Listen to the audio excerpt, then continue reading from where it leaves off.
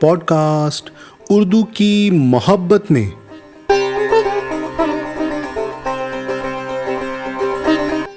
Episode 39 39वीं किस्त।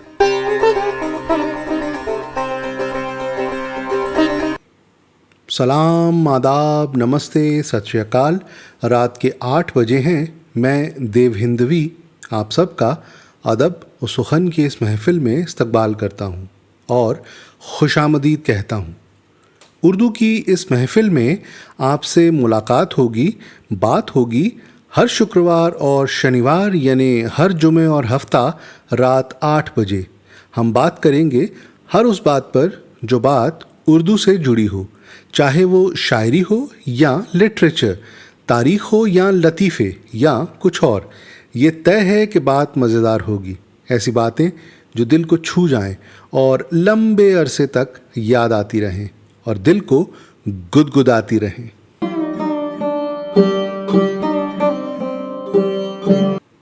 उर्दू की इस महफिल में आज भी बात जारी रहेगी उर्दू ज़बान की तरक्की पे।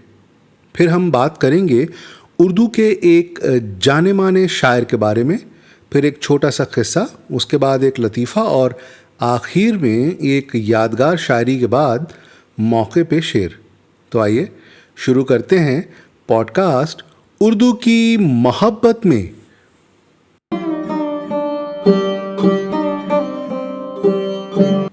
आज हम फिर बात जारी रखेंगे उर्दू ज़बान की तरक्की पे। आज हम खुशनवीसी से आगे बढ़ते हुए बात करेंगे प्रेस की छपाई पे। तो बात ये चल रही थी कि कैसे नस्तालिक बनी और फिर आने वाले वक्त में इसे उर्दू ने अपना लिया।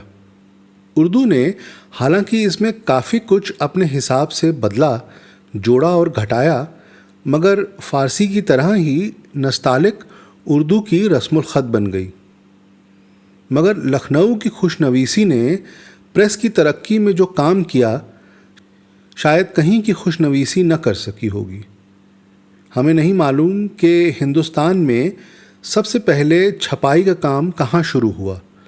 कलकत्ता में उर्दू लिटरेचर की तरक्की और आम मशरक़ी तालिब इल्मों को बढ़ावा देने के लिए बहुत कुछ किया गया, मगर वहाँ टाइप के सिवा पत्थर के छापे की पुरानी किताबें नहीं थीं। लखनऊ में गाज़ीउद्दीन हैदर के ज़माने में, जो कि 1814 से लेकर 1827 के बीच था, एक अरसल नाम के यूरोपियन ने आकर लोगों को प्रेस का ख्याल दिलाया और जब पढ़े लिखे लोग उसकी तरफ मुतज़ा हवा हुए तो उसने लखनऊ में पहला प्रेस खोला। उसने प्रेस और तमाम सामान यहीं तैयार करवा के छापना शुरू किया और ज़ाद उल माद, हफ्त कुलजुम और ताज उल लुगत, जो कि कई जिल्दों में थीं, छाप करके आवाम के सामने पेश की। उससे सीखकर और लोगों ने भी प्रेस खोलने शुरू किए, जिनमें सबसे पहला प्रेस शायद हाजी हरमैन शरीफैन का था। उन्हीं दिनों शीशे के सामान का कारोबार करने वाले एक अमीर व्यापारी मुस्तफ़ा खां कुछ छापने के लिए हुसैन हरमैन के पास ले गए और हाजी साहब की ज़ुबान से कोई ऐसी सख्त बात निकल गई कि मुस्तफ़ा खां ने घर आकर ख़ुद अपना मुस्तफ़ाई प्रेस जारी किया और लखनऊ में बहुत ज़्यादा छापे खाने खुलने लगे। बात अभी और भी है, मगर बात जारी रहेगी अगले एपिसोड में। तो उर्दू के बारे में आज इतना ही। आगे मगर बातें होती रहेंगी, जिक्र होता रहेगा।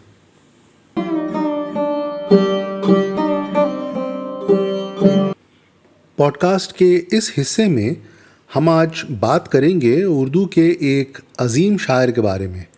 आज के शायर हैं ख्वाजा मीर दर्द। मुझे डर है दिल ज़िंदा तू न मर जाए कि ज़िंदगानी इबारत है तेरे जीने में। ख्वाजा मीर दर्द को उर्दू में सूफियाना शायरी का इमाम कहा जाता है। दर्द और तसव्वुफ़ एक दूसरे के पूरक बनकर रह गए। बेशक दर्द के कलाम में सूफ़ीवाद ज़्यादा है, मगर उन्हें सिर्फ़ सूफ़ी शायर कहना उनकी शायरी के साथ नाइंसाफ़ी है। सूफ़ी शायर होने का ठप्पा उन पर बाद में लगाया गया, क्योंकि पहले के तज़किरा लिखने वालों ने उनके कलाम के बारे में ऐसा नहीं कहा। दर्द के यहाँ मजाजी इश्क भी कम नहीं। कहा जब मैं तेरा बोसा तो जैसे कंद है प्यारे, लगा तब कहने पर कंद मुकर्रर हो नहीं सकता। 1721 में दिल्ली में पैदा हुए दर्द की शायरी बुनियादी तौर पर इश्किया शायरी है। उनका इश्क मजाजी भी है और हकीकी भी, और ऐसा भी है जहाँ इश्क व मजाज की सरहदें बाकी नहीं रहती। लेकिन इन तीनों तरह के अशार में एहसास की सच्चाई साफ तौर पर नज़र आती है। इसलिए उनके कलाम में वो असर है जो कारीगरी के शौकीन शोरा के हाथ से निकल जाती है। तरदामनी पे शेख हमारी न जाइयो, तरदामनी पे शेख हमारी न जाइयो, दामन निचोड़ दें तो फरिश्ते वज़ू करें। दर्द मौसीकी के माहिर थे, उनके कलाम में भी मौसीकी है। दर्द तभी शेर कहते थे जब शेर खुद को उनकी ज़बान से कहलवाए, इसलिए उनका दीवान बहुत मुख्तसर है। सैयद ख्वाजा मीर दर्द 1785 में दिल्ली में वफ़ात फरमा गए। मैं जाता हूँ दिल को तेरे पास छोड़े, मैं जाता हूँ दिल को तेरे पास छोड़े, मेरी याद तुझको दिलाता रहेगा।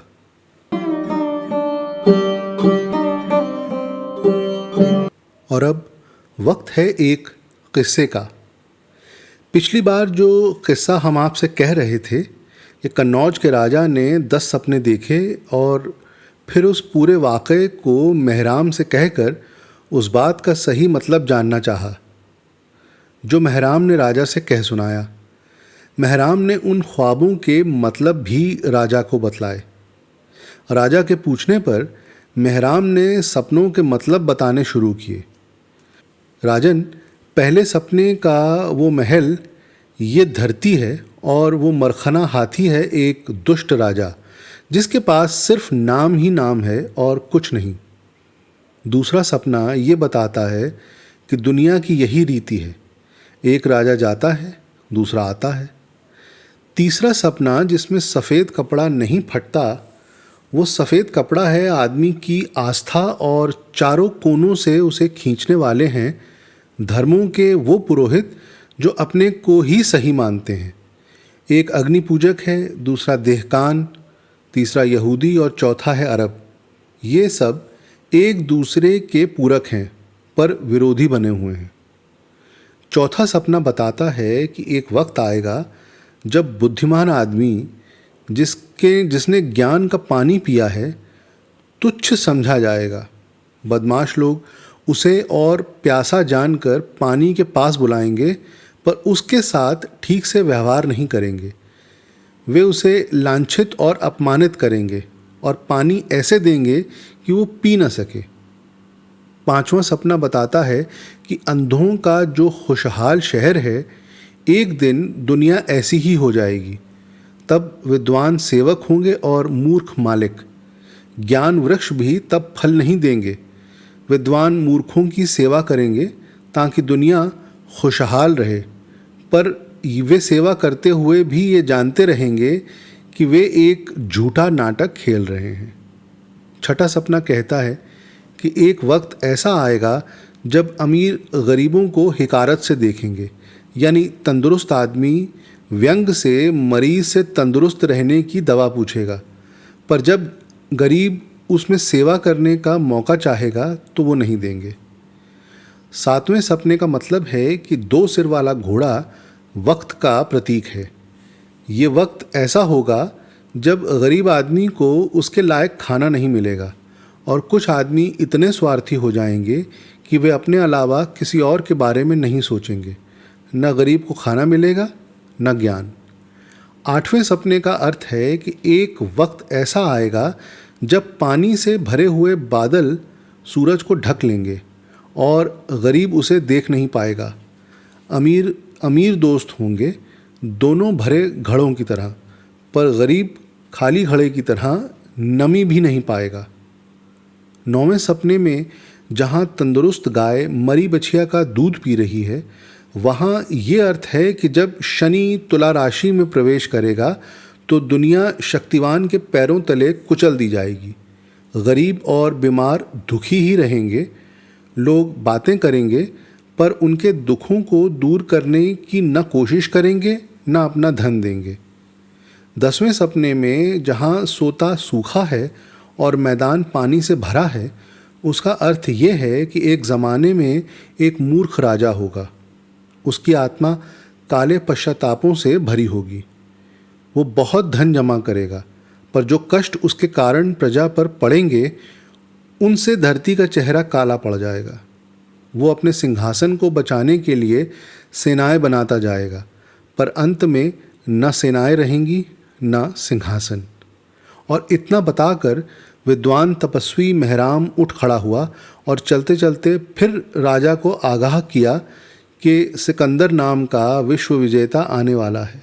राजा को उसका स्वागत करके अपनी बेशकीमती चारों चीज़ें उसकी नज़र कर देनी चाहिए। तो ख्वाबों का मतलब आपने जान लिया। मेहराम के और भी किस्से हैं, मगर वो फिर कभी।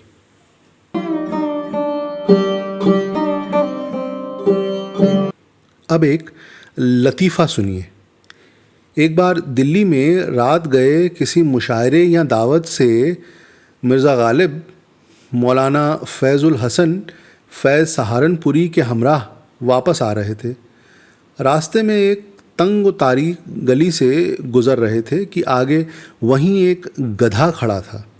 मौलाना ने ये देखकर कहा, मिर्ज़ा साहब, दिल्ली में गधे बहुत हैं। नहीं हजरत, बाहर से आ जाते हैं। मौलाना फैज़ुल हसन झेंप कर चुप हो गए।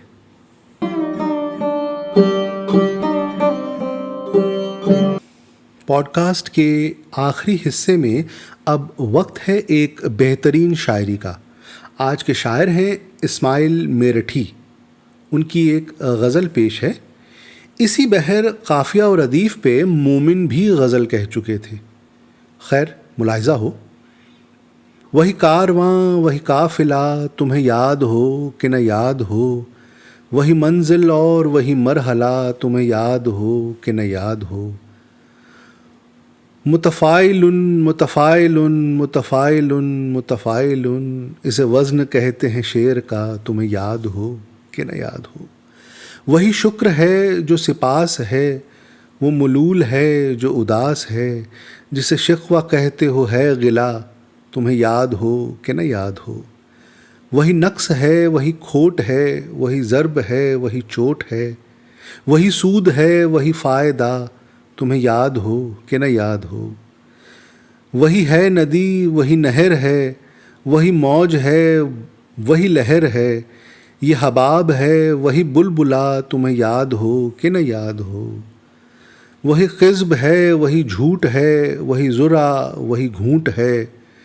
वही जोश है वही वलवला, तुम्हें याद हो कि न याद हो। वही साथी है जो रफ़ीक है, वही यार है जो सदीक़ है।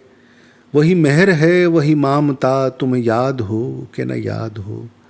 जिसे भेद कहते हो राज है, जिसे बाजा कहते हो साज है। जिसे तान कहते हो है नवा, तुम्हें याद हो कि न याद हो। जो मुराद है वही मुद्दुआ, वही मुत्तकी वही पारसा। जो फंसे बला में वो मुब्तला, तुम्हें याद हो कि न याद हो। जो कहा है मैं ने मकाल है, जो नमूना है सो मिसाल है। मेरे सर गुज़िश्त है माजरा, तुम्हें याद हो कि न याद हो। जो चुनांचे है वही जैसा है, जो चिगोना है वही कैसा है। जो चुना चुनी है सो हा कज़ा, तुम्हें याद हो कि न याद हो। वही ख्वार है जो जलील है, वही दोस्त है जो खलील है। बदनेक क्या है बुरा भला, तुम्हें याद हो कि न याद हो। क्या कहने साहब, वाह।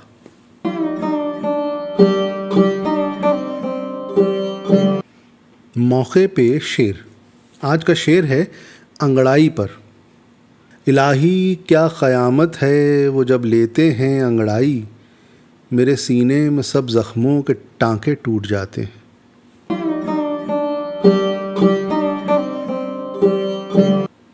सामीन, अगर आपको ये कोशिश पसंद आई तो इसे लाइक ज़रूर कीजिएगा और कमेंट्स में अपने ख़याल भी ज़ाहिर कीजिएगा। तो ख़वातीन और हज़रात, अब वक्त है आपसे इजाज़त लेने का। आप खुश रहें, सलामत रहें, खुदा महफूज रखे हर बला से। तो दीजिए देवहिंदवी को इजाज़त, फिर बात होगी अगले एपिसोड में रात 8 बजे। तब तक के लिए शब बख़ैर।